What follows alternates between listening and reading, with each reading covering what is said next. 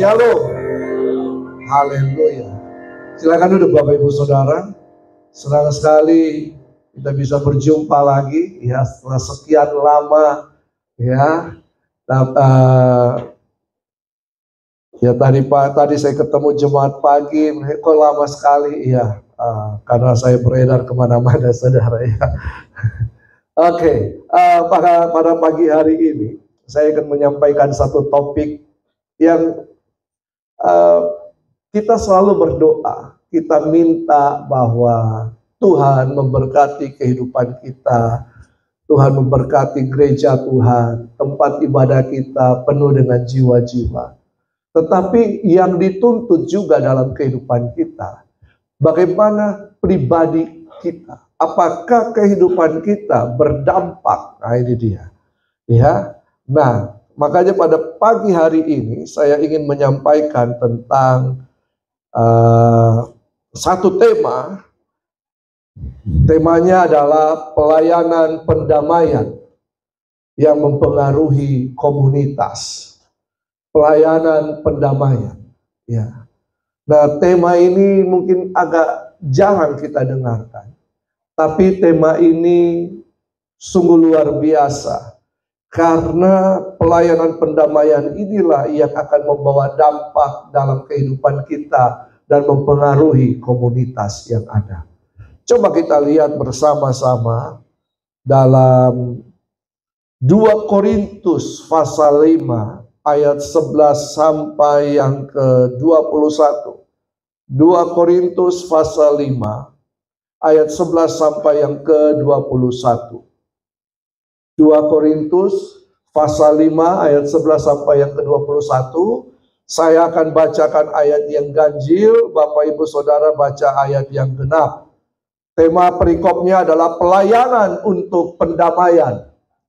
Ayat 11, ayat ganjil. Kami tahu apa artinya takut akan Tuhan. Karena itu kami berusaha meyakinkan orang, bagi Allah hati kami nyata dengan terang. Dan aku harap hati kami nyata juga demikian bagi pertimbangan kamu. Silakan Bapak Ibu Saudara, ayat 12.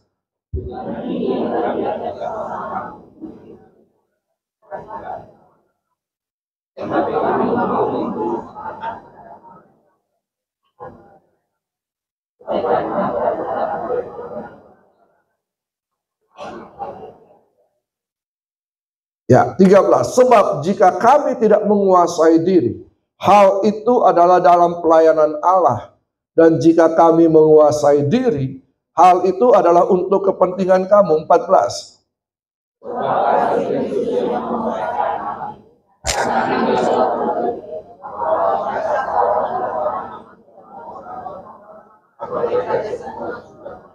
Dan Kristus telah mati untuk semua orang, supaya mereka yang hidup tidak lagi hidup untuk dirinya sendiri, tetapi untuk Dia yang telah mati dan telah dibangkitkan untuk mereka. 16.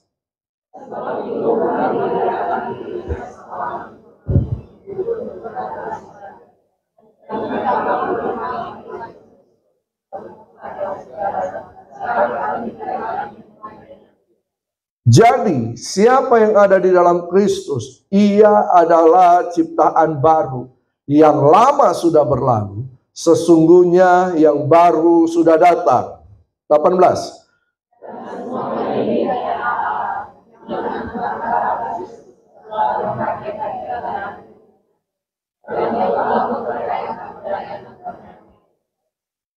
Sebab Allah mendamaikan dunia dengan dirinya oleh Kristus dengan tidak memperhitungkan pelanggaran mereka.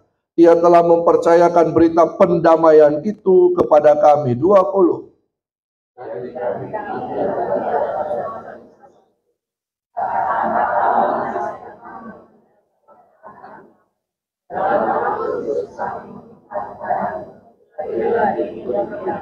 Ayat 21 kita baca sama-sama. 1, 2, 3. Dia yang tidak mengenal dosa telah dibuatnya menjadi dosa karena kita, supaya dalam Dia kita dibenarkan oleh Allah. Nah, berita pelayanan pendamaian ini telah disampaikan oleh Paulus kepada jemaat di Korintus. Demikian juga pada pagi hari ini Berita pelayanan pendamaian ini telah disampaikan kepada jemaat Glow Fellowship Center Network di Hotel Prima jam 10 pagi. Amin. Nah, coba kita lihat bersama-sama. Kita kembali ke slide kita.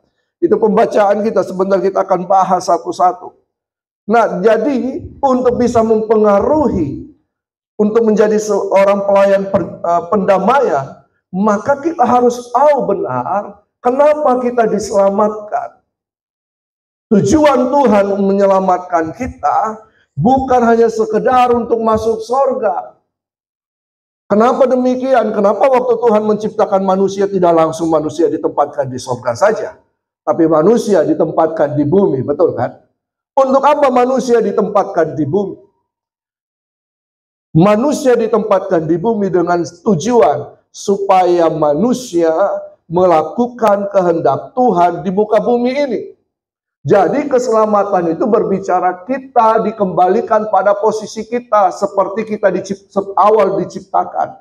Dosa telah membuat kita jatuh dari tujuan Allah untuk melakukan kehendak Tuhan di muka bumi. Maka keselamatan itu membawa kita kembali kepada posisi awal kita sebelum kejatuhan.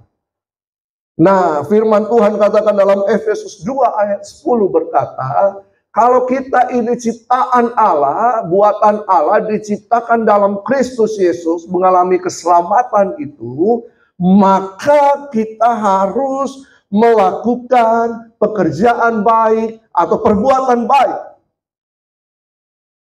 Amin. Pekerjaan baik atau perbuatan baik ini kita kerjakan untuk semua orang. Kata firman Tuhan dalam Galatia 6 ayat 10. Untuk semua orang kita harus melakukan perbuatan baik. Perbuatan baik yang menolong orang lain, yang memberikan makan orang lain, yang membantu mereka yang dalam kesusahan, dan sebagainya. Segala bentuk perbuatan baik.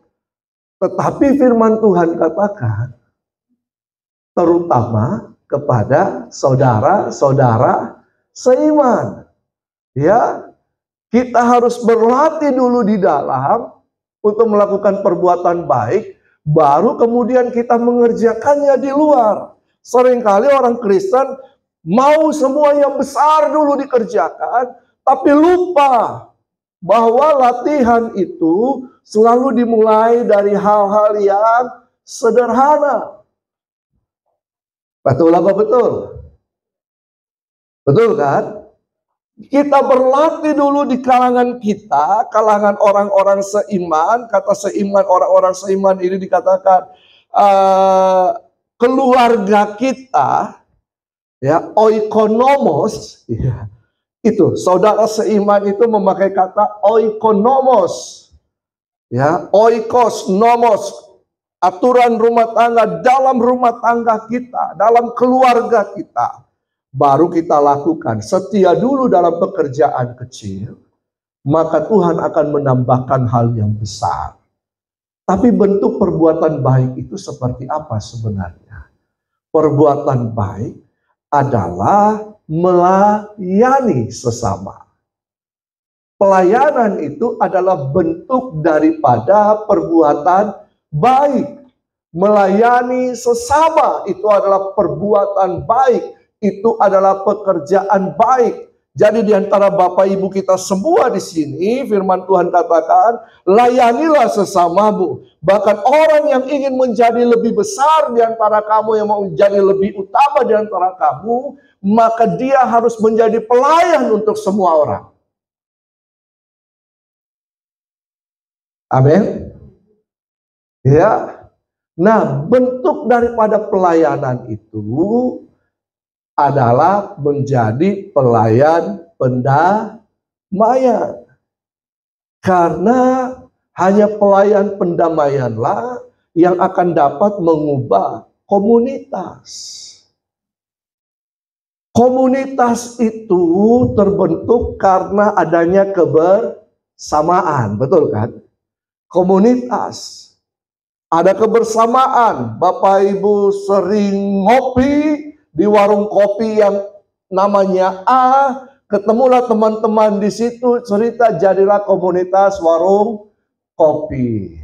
Yang suka sepeda-sepedaan, ketemulah menjadi satu komunitas sepeda.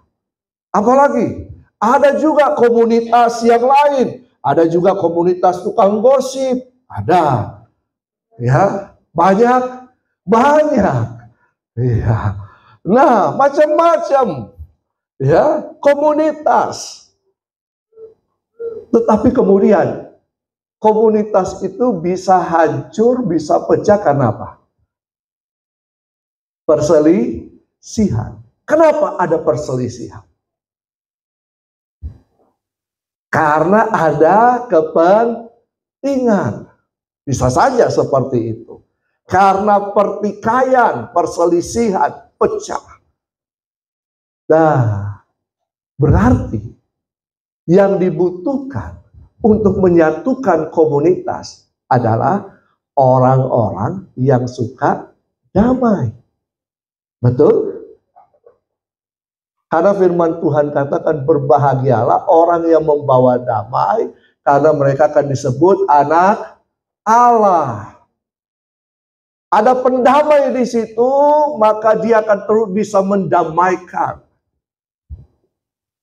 pertikaian, perselisihan. Bahkan seorang pendamai akan memberikan dampak positif bagi komunitas.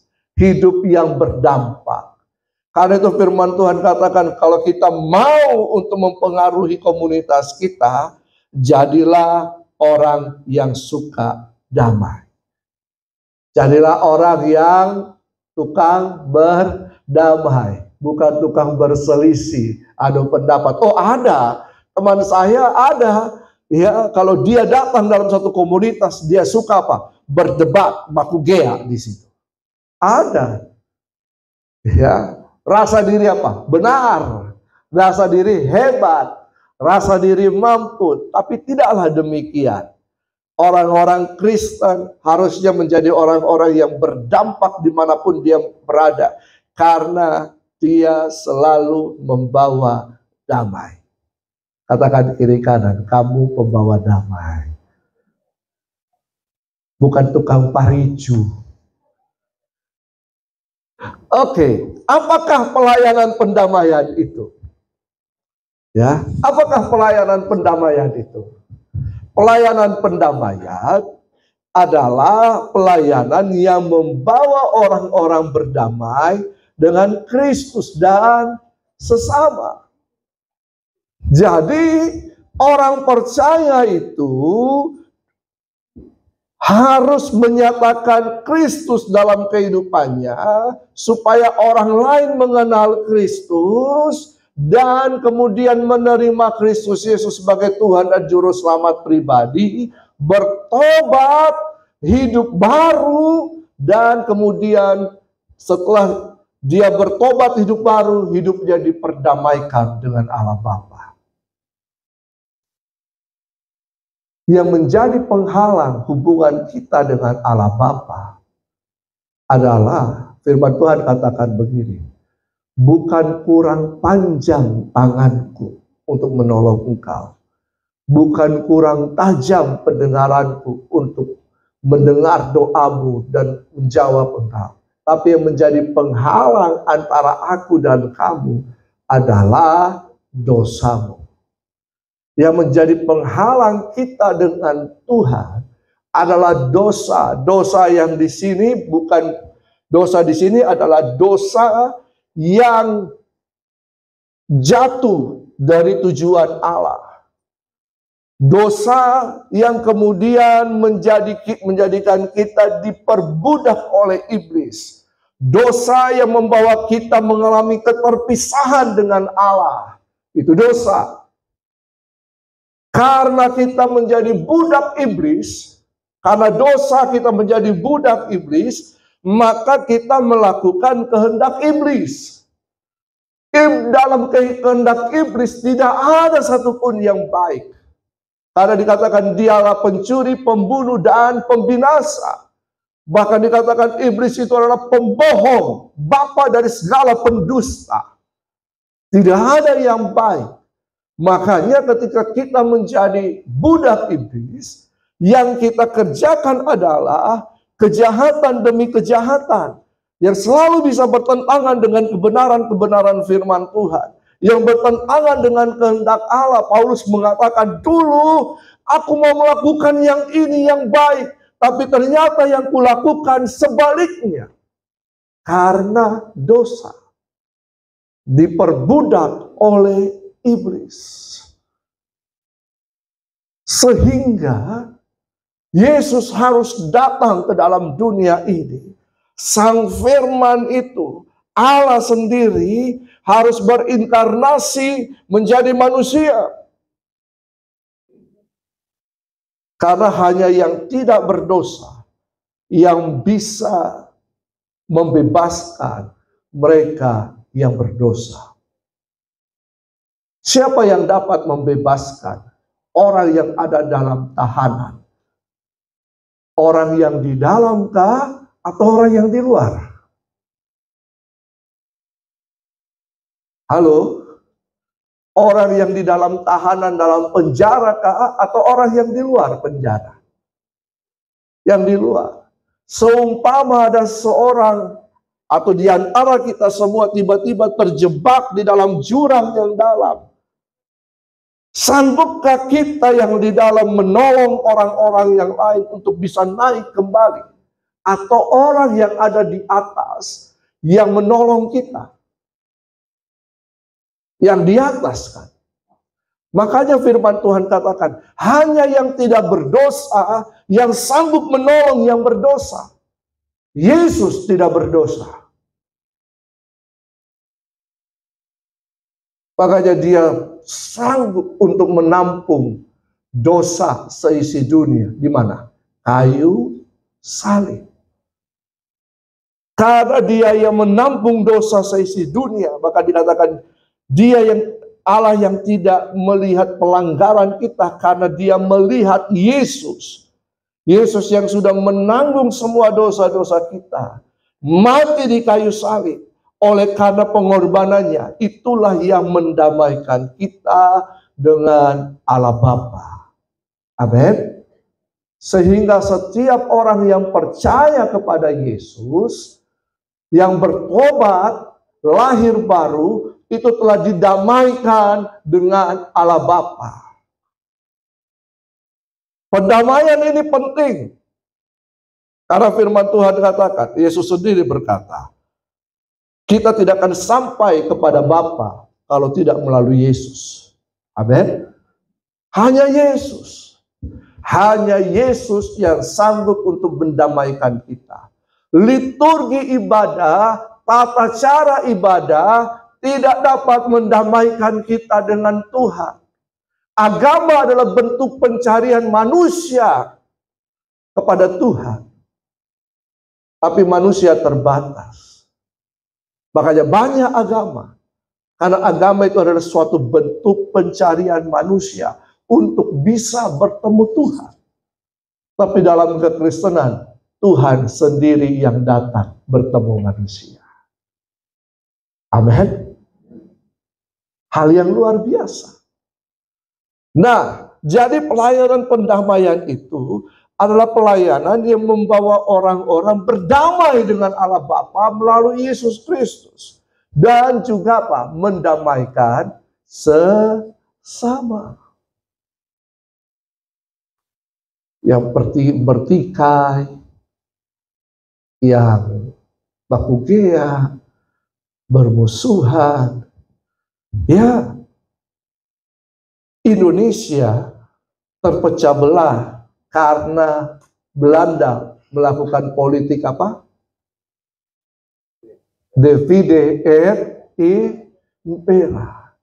Taktik iblis untuk memecah belah kesatuan orang percaya itu sama apa? Divide et impera.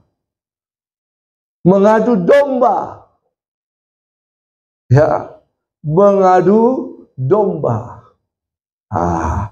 Oke, nanti sebentar kita bicara lebih banyak soal itu. Siapakah para pelayan pendamaian itu? Siapakah para pelayan pendamaian itu? 2 Korintus 5 ayat 18 berkata, dan semuanya ini dari Allah yang dengan perantaraan Kristus telah mendamaikan kita dengan dirinya dan yang telah mempercayakan pelayanan pendamaian itu kepada kami. Siapa kami ini? Kami ini apakah Paulus saja? Tidak. Kami ini adalah orang-orang yang juga sudah didamaikan dengan Allah. Karena kita sudah didamaikan dengan Allah, maka Allah mempercayakan pelayanan pendamaian ini kepada orang percaya. Siapa orang percaya? Halo? Siapa orang percaya? Siapa orang percaya? Oh, Bapak Ibu, orang percaya? Ya? Orang percaya? Percaya siapa? Berarti pelayanan pendamaian juga dipercayakan kepada Yesus. Kepada siapa? Kepada saya. Puji Tuhan tadi yang angkat tangan. Ya sudah mengerti. Nah, jadi pelayan pendamaian itu telah dipercayakan kepada setiap kita. Aha. Bisakah dalam satu pelayanan orang baku bobe? Bisa. Bisa. Tidak itu ideal. Idealnya dalam satu pelayanan semua baik-baik saja. Melayani baik-baik. Siapa bilang? Banyak pelayanan hancur. Karena ada orang-orang yang mementingkan dirinya sendiri. Banyak pelayanan hancur. Kenapa? Karena ada orang-orang suka menghakimi sesamanya. Banyak pelayanan hancur karena dia merasa dia yang lebih utama. Oh ya, saya dari tahun 91 melayani Tuhan. Saya sudah melihat banyak. Saya sudah mengalami banyak. Ya. Nah, kadang-kadang begini. Ada orang-orang yang tidak suka kita. Tapi dia suka kompori orang lain supaya membenci kita. Betul? Dan banyak yang termakan oleh itu. Apalagi kalau dia telinga tipis. Terima semua. Nah, kadang-kadang begini Bapak Ibu.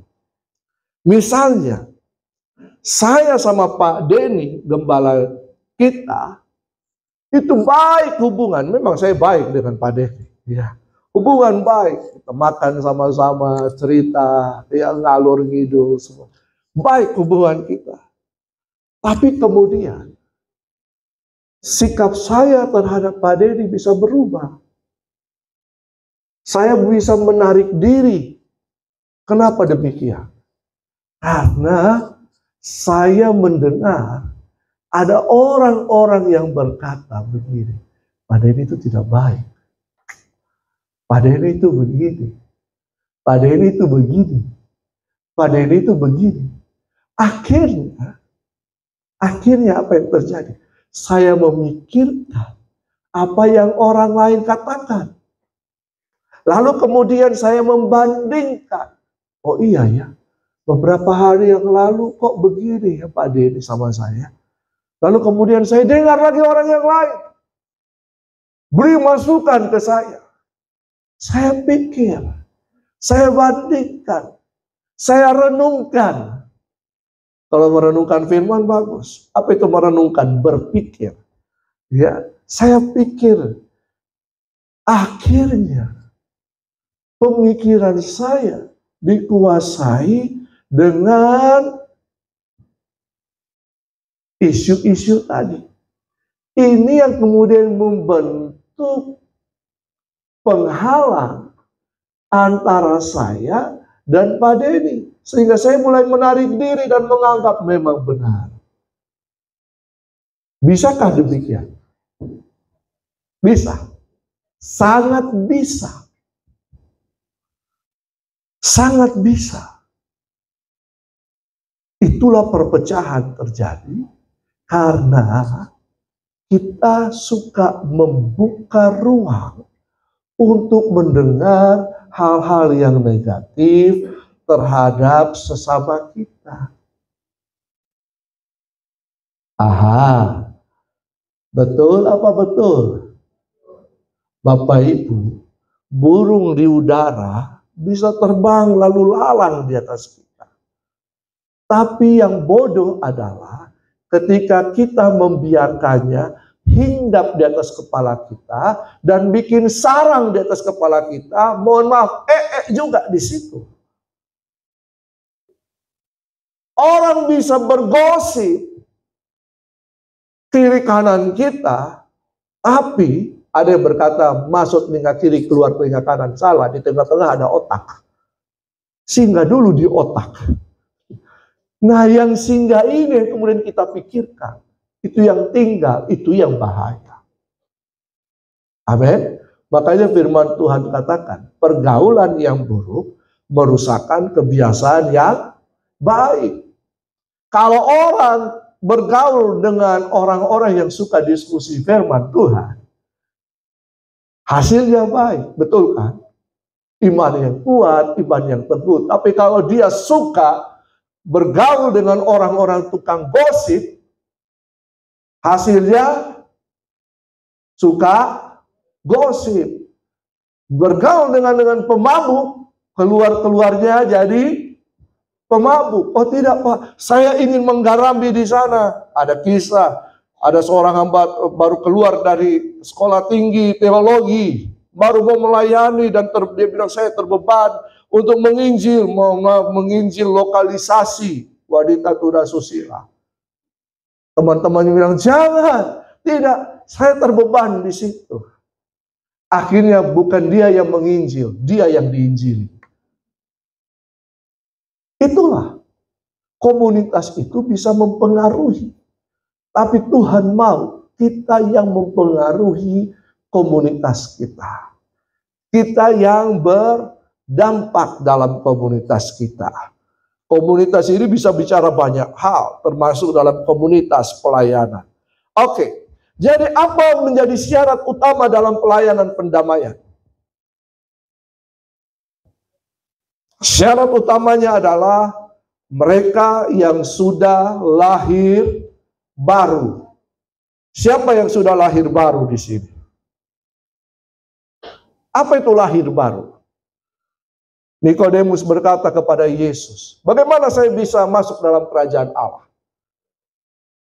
Nikodemus ini adalah seorang ahli Taurat. Dia seorang rabi.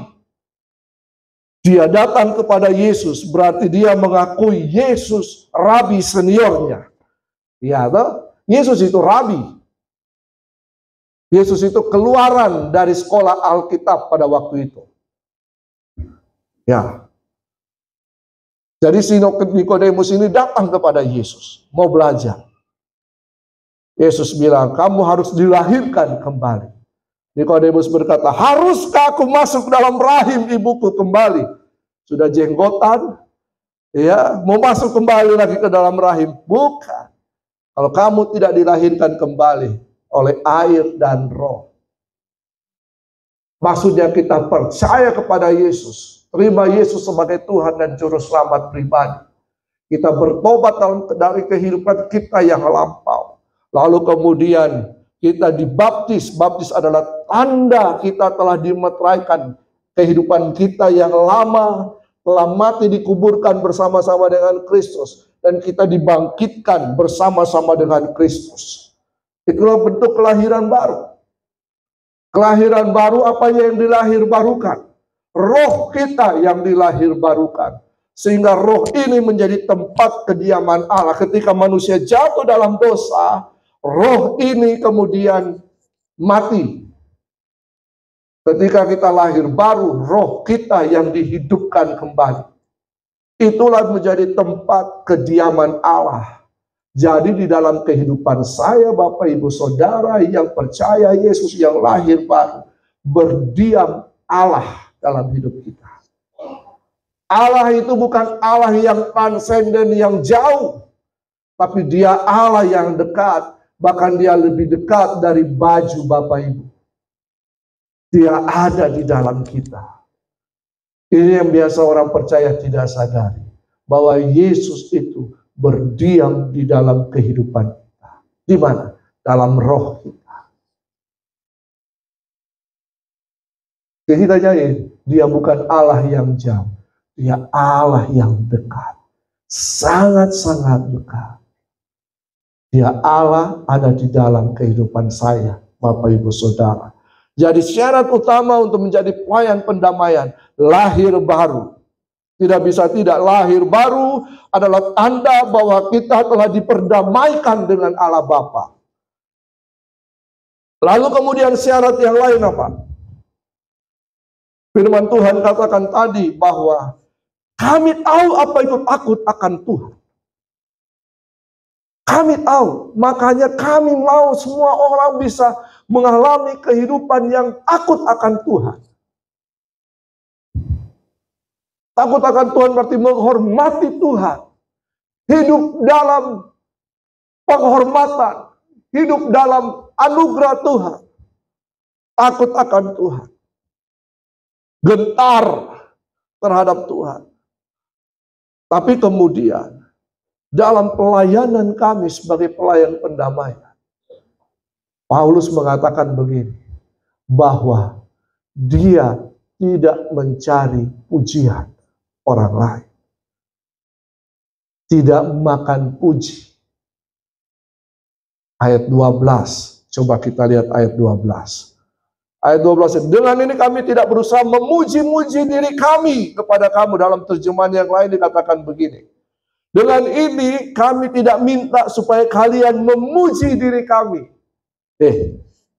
Bagaimana khotbah saya tadi?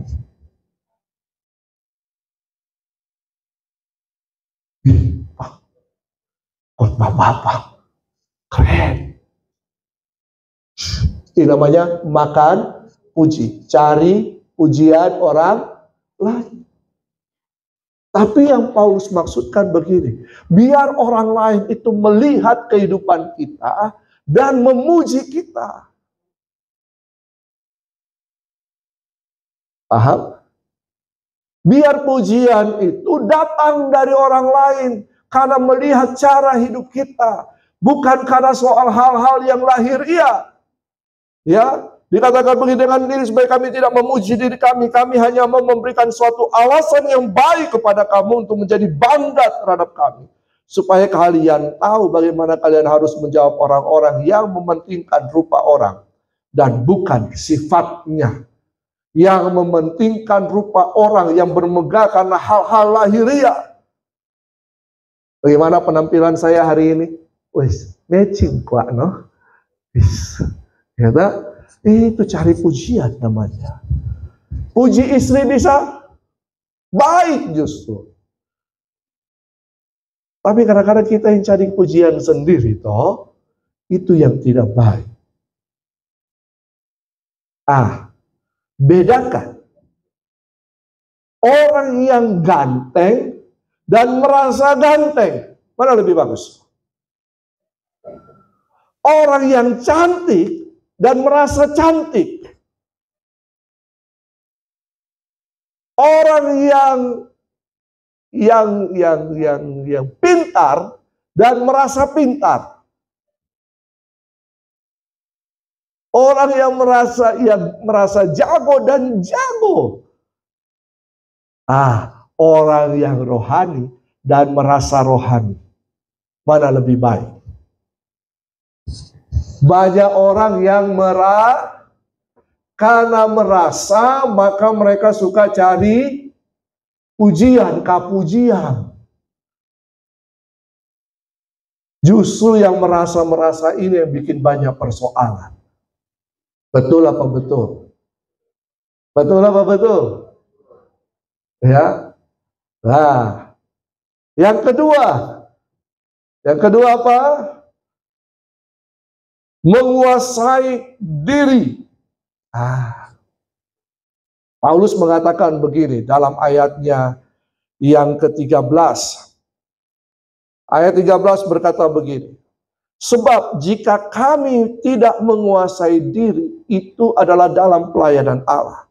Dan jika kami menguasai diri, hal itu adalah untuk kepentingan kamu.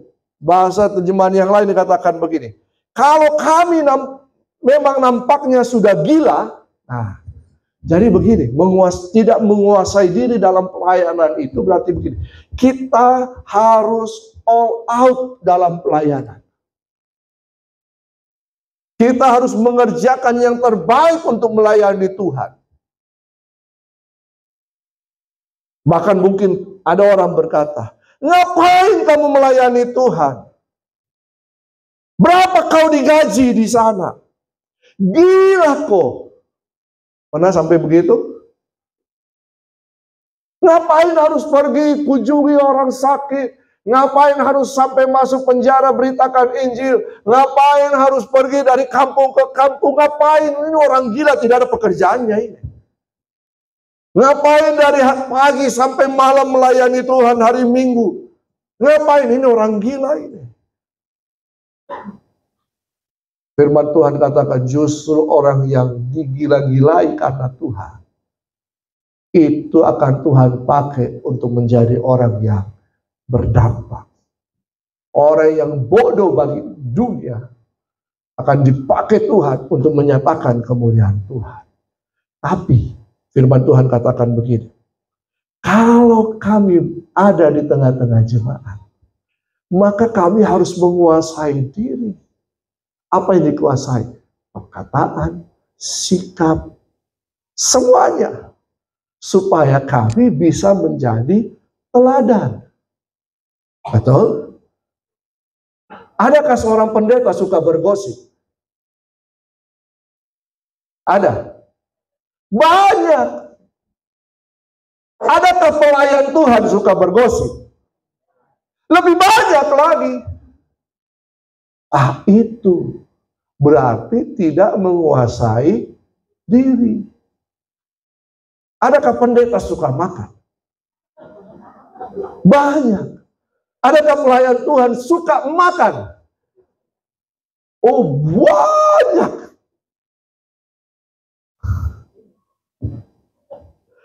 Memang begini Bapak Ibu, pendeta itu susah ya. Tidak bisa kemana-mana, hiburannya cuma apa? Makan.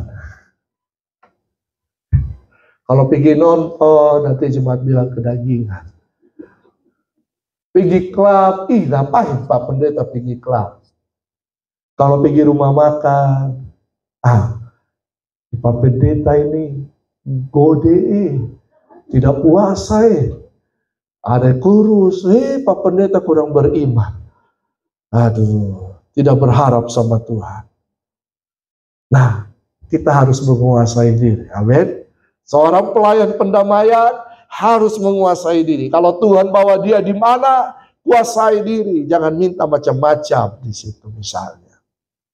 Yang ketiga, apa? Penuh kasih dan belas kasihan. Tidak egois dan mencari kepentingan diri sendiri. Seorang pelayan pendamaian harus penuh kasih dan punya belas kasihan. Karena inilah, belas kasihan inilah, maka Allah Bapa mengutus Yesus Sang Firman untuk datang ke dalam dunia. Belas kasihan inilah yang menggerakkan kita untuk melayani sesama kita. Dan dalam pelayanan, jangan egois. Jangan mementingkan diri sendiri. Ayat 14 dan 15 berkata begini, kasih Kristuslah yang menguasai kami. Dan kami menyadari bahwa kalau satu orang sudah mati untuk semua orang, maka itu berarti semua orang sudah mati. Dan terjemahan bahasa Indonesia sehari-hari katakan, Kristus mati untuk semua orang, supaya semua orang yang hidup tidak lagi hidup untuk dirinya sendiri. Tidak egois. Seorang pelayan pendamaian, jangan egois, jangan cari kepentingan diri sendiri. Filipi 2 berkata, dengan tidak mencari kepentingan diri sendiri, justru kita bersama harus meletakkan pikiran dan perasaan kita kepada perasaan dan pikiran Kristus. Yang ketiga, berikutnya, tidak menghakimi. Banyak orang Kristen suka menghakimi. Banyak. Seolah-olah dia adalah hakim untuk orang lain. Firman Tuhan katakan jangan menghakimi. Supaya kamu tidak dihakimi. Penghakiman itu milik Allah. Tapi manusia suka menghakimi. Dia pakai baju dari sana dari sini. Gayanya tadi tampil singers worship leader. Harusnya tidak begitu. Ya, harus begini. Saya suka menghakimi. Seandainya dalam ibadah ini tiba-tiba ada yang tatoan gondrong masuk. Kira-kira bagaimana pendapat Bapak Ibu? Tatoan itu bukan satu tato saja, tapi dari ujung kaki sampai ujung rambut dia tato. Bagaimana kira-kira? Kaget, puji Tuhan. Ada yang bilang, jangan-jangan. Saudara, seorang pelayan pendamaian harus menerima orang lain apa adanya. Amin. Apa adanya, bukan ada apanya. Jangan menghakimi. Yang terakhir, rela untuk diutus menjadi pelayan pendamaian. Harus rela. Firman Tuhan begini, katakan. Yesus itu harus tinggal di sorga. Sampai semuanya dipulihkan, ditaklukkan di bawah kaki Yesus. Jadi Yesus menunggu bahwa semua orang percaya kepadanya. Tapi kita selalu berdoa, Tuhan, biar semua orang, mari Tuhan, gerakan hati semua orang. Biar tanganmu yang bekerja, biar Engkau sendiri yang menjamah mereka. Tuhan, biar gereja ini penuh dengan jiwa-jiwa. Padahal Tuhan lagi menunggu. Kita minta Tuhan. Siapa yang tunggu siapa? Siapa yang harus bekerja untuk siapa? Apakah Tuhan yang harus bekerja untuk kita? Kadang-kadang kita berkata begini sama Tuhan, berdoa. Tuhan, jaga rumah kami. Jaga anak-anak kami. Emangnya Tuhan satpam? Halo? Kita percaya. Kalau kita percaya Yesus Kristus Tuhan, maka Tuhanlah yang melindungi semua kita. Kita tidak perlu suruh-suruh Tuhan jadi satpam. Tuhan minta uang. Emangnya Tuhan mau? Ini yang jadi salah dalam mindset kita. Kita diajar untuk mengejar berkat. Tidak salah bekerja. Memang kita harus bekerja. Tapi firman Tuhan katakan, kalau kita melakukan kehendak Tuhan, maka berkat itu akan tersedia dalam kehidupan kita. Baca Kejadian 1 ayat 28. Baca Kejadian 1 ayat 28. Maka Tuhan memberkati mereka. Lalu berfirman. Berfirman ini apa? Memberi tugas.